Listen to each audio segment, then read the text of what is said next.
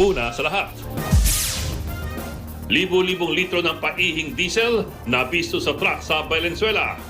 Tumatapon, no? Tumatapon. Tutupunan ng mga diesel. Isa pang bistado ang imbakan ng mga truck na may kargang petrolyo sa Rizal. Kung susumahin, 2 million pesos ang halaga ng mga yan. Ang buong detalye, abangan mamaya. Magandang gabi, Pilipinas, sa Frontline Tonight.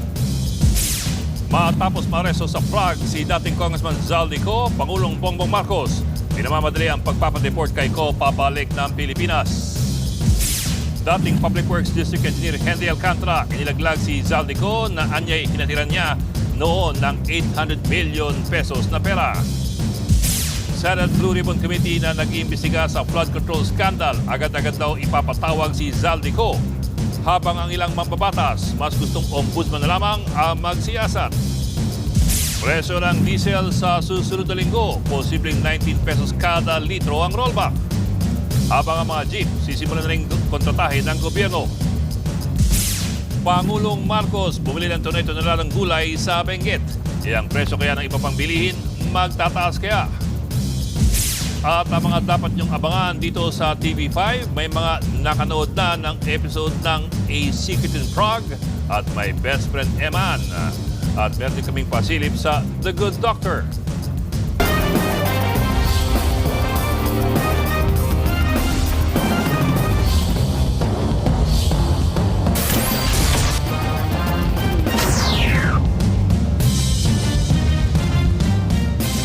Pinamamadali na ni Pangulong Bongbong Marcos ang pagpapawi sa puganteng si Zaldico. Pero ayon kay Interior Secretary John Vic Remulla, baka umawat pa ng isang buwan bago ma-deport si Ko. Nasa frontline na balitang yan, Maricel Alili.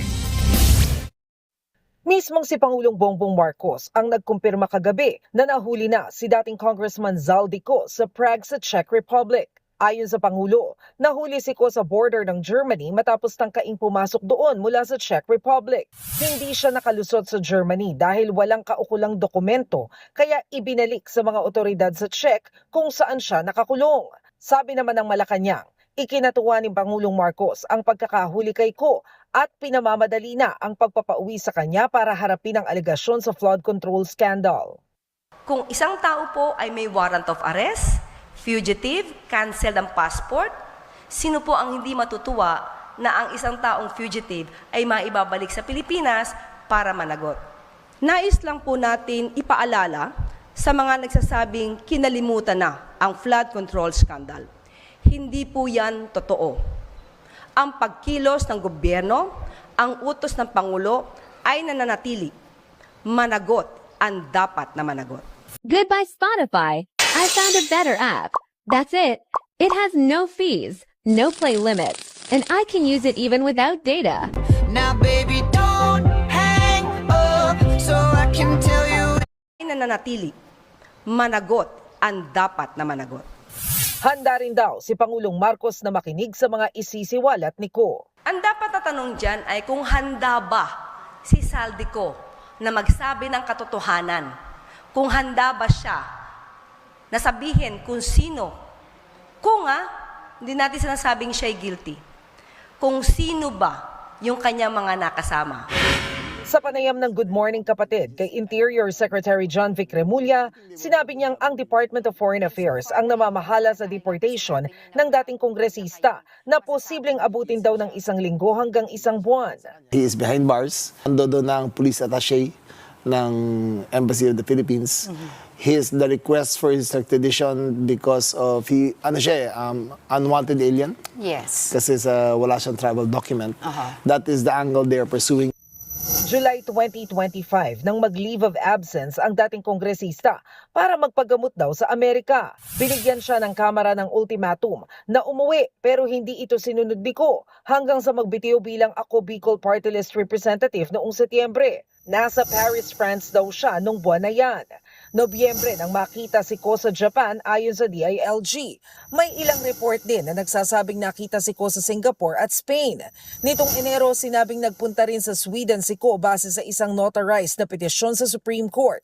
Matapos niyan, may impormasyong nagpunta rin siya sa Lisbon, Portugal.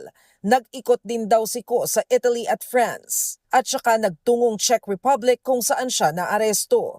Dati nang sinabi ng pamahalaan na nag-apply na ang Pilipinas ng red notice sa Interpol. Nag-apply na kami sa Interpol as of November for his red notice. Kung makuha namin yung red notice, automatically dadali na siya pupunta Pilipinas. Sabi ni Remulla, oras na makabalik sa Pilipinas si Zaldico, idediretso siya sa Camp Crame para sa booking procedure. Sabi naman ng PNP, handa sila sa kustodiya ni Ko paglapag sa bansa at titiyaking susundin ang due process. Pagkatapos sa PNP, at saka siya dadalhin sa Sandigang Bayan kung saan siya kinasuhan ng ombudsman para sa graft at malversation. Fireworks na yan. All bets are off. Di na natin alam ano sasabihin niya. Oo, wala pa But tayong at least he will be under oath sa Sandigan. He is liable for perjury kung magsinungaling siya ron.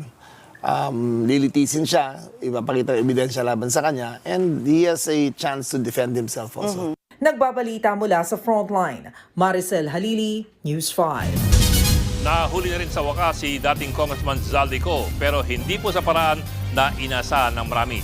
Sa matagal na panahon, inisip kasi ng marami na ang International Criminal Police Organization or Interpol ang kukuha sa kanya gamit po ang isang red notice gaya po na nangyari kay dating Pangulong Duterte.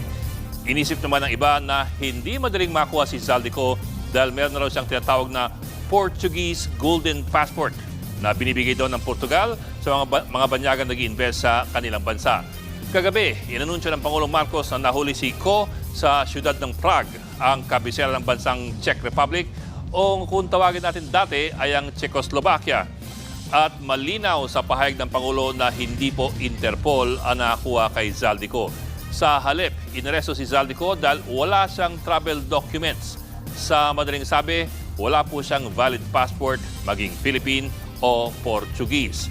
Ano palang nangyari sa mahiwagang Golden Passport na binigay daw ng Portugal? Misconception po kasi yan. Wala naman talagang Golden Passport ang Portugal. Ang meron po sila ay Golden Visa.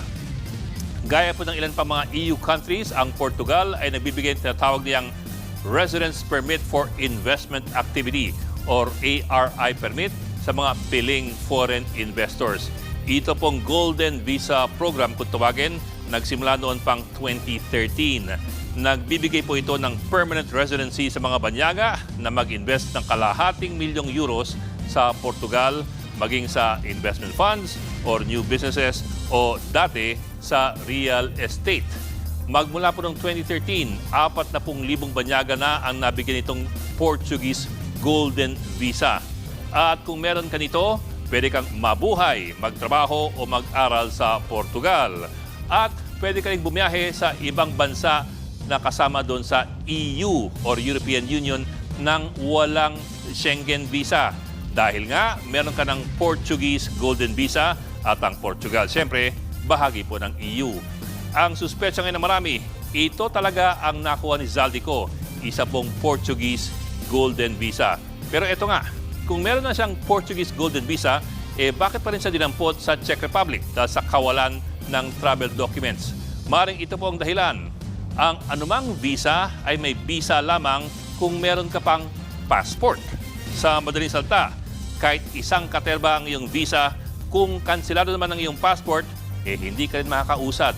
Sa kaso po ni Zaldico, ang kanyang Philippine passport kansilado na mula pa noong nakarang Disyembre dahil sa kinakaharap niyang kaso ng korupsyon. Kung ganon, kahit may Portuguese Golden Visa siya, katumbas lamang po ito ng tanso kung walang kadikit na valid Philippine passport. Kung gusto raw mapauwi ng Pilipinas si Zaldico, deportation ang pinakamabilis na paraan. Ayon po yan sa isang eksperto sa batas. Nasa frontline na balitang yan si Camille Samonte. Nananatili pa sa Immigration Detention Facility sa Prague, Czech Republic si Zaldico ayon sa DILG. Walang extradition treaty ang Pilipinas sa Czech Republic, kaya hindi pa malinaw ang magiging proseso ng gobyerno para mapabalik siya sa bansa matapos maaresto dahil sa kakulangan ng travel documents. Pero ayon sa International Law Professor at San Sebastian Graduate School of Law Dean na si Atty. Rodel Taton, posibleng ipa-deport si Ko dahil naaresto siya sa paglabag sa immigration laws. Mas mabilis itong proseso na ito kasi nga ito ay administratibo lamang at hindi siya court-based na proseso, no? And there may be other aspects na pwedeng gawin din with the help of diplomatic cooperation with Czech Republic, kung saan ang Philippine authorities will make sure that the transfer will be safe, and kung walang extradition treaty, bilateral cooperation can really facilitate this deportation. Posible rin daw na kasuhan ng Czech Republic si Ko dahil sa illegal entry. Tumanggi munang magbigay ng komento ang legal counsel ni Zaldico. Ayon kay Atty. Ruy Rondain, wala pa silang kumpirmasyon na nakukuha kaugnay ng pagkakaaresto sa dating kongresista. Si Ko ay kabilang sa mga sinampahan ng kasong graft at malversation sa Sandigan Bayan kaugnay ng umano'y 289 million pesos substandard na road dike project sa Oriental Mindoro. Ang naturang proyekto ay kinontrata sa Sunwest Incorporated na pagmamay-ari mismo ni Ko. Walang piyansa ang kasong malversation na isinampa ng Ombudsman kay Ko at gumugulong na ang pagdinig nito sa Sandigan Bayan 6th Division. May hiwalay naman na reklamong plunder na kinahaharap si Ko sa Department of Justice kaugnay pa rin ng flood control scam. Bago mahuli si Prague, may warrant of arrest na si Ko at kanselado na rin ang kanyang pasaporte. Idineklara rin siyang pugante ng Sandigan Bayan 5th Division. Si Ko ang isa sa mga nadidiin sa flood control scandal dahil siya ang dating chairman ng House Committee on Appropriations na bumabalangka sa national budget. Dati na niyang itinanggi ang mga paratang sa kanya. November 2025 naman nang maglabas ng mga serye ng video si Ko kung saan idinawit niya sina Pangulong Bongbong Marcos at dating House Speaker Martin Romualdez sa budget insertions. Katatapos lang ng meeting nila ni Pangulo at may instructions na mag-insert o magpasok ng 100 billion worth of projects sa BICAM. Tinawagan ko po si dating Speaker Martin Romualdez at nireport ko ang instructions ng Presidente to insert the 100 billion projects. At sinabi niya sa akin, what the President wants, he gets. Itinanggi na yan noon ng Pangulo at ng dating House Speaker. Nitong nakaraang pagdinig sa Sandigan Bayan, isiniwalat ng Anti-Money Laundering Council investigator na aabot sa 802 million